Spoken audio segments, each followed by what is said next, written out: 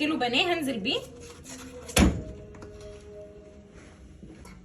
معلقه كبيره كاري، معلقه كبيره بهار مشويات، معلقه صغيره مرق الدجاج، ونص معلقه صغيره بهار لحمه، ونص معلقه صغيره فلفل اسود. هنزل بيهم على البانيه بقى كده. يا ظريف. ان احمر ده شط ويبقى ادوقه البانيه بيضة. خلاص ما تاكلش منه. ليه؟ كده. انا اكل من الجميل. من الجميل؟ اه. انا بعمل حاجات ياغي ما تاكلش منها. ليه؟ انا بعمل حاجات ياغي يا عم. لا يا عم انا اكلي وحش ما تاكلش منه. هتاكل؟ اكل مكرونه وفراخ. مكرونه وفراخ الاثنين؟ واحد بس يا حبيبي. لا. هنحط بصلايه وطماطمتين صغيرين. يا مامي. وايه اللي يا مامي؟ انت مالك انت؟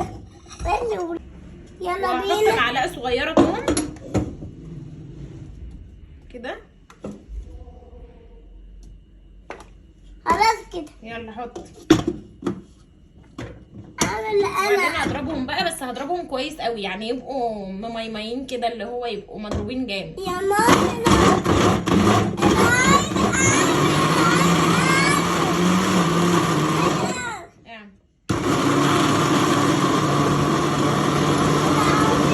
هنزل بقى هنا، هحطهم هنا. انا عملت عطين.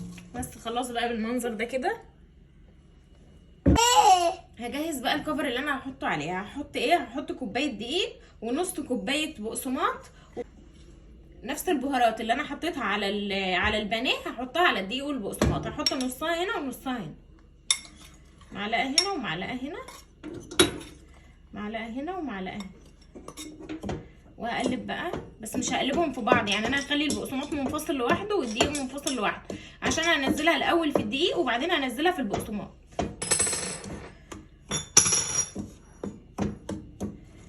يعني الكفر النهائي هيكون البقسماط.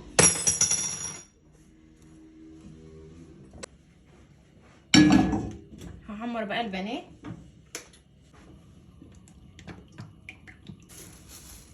مش بعد ما اتخانقنا وبهدلنا الدنيا.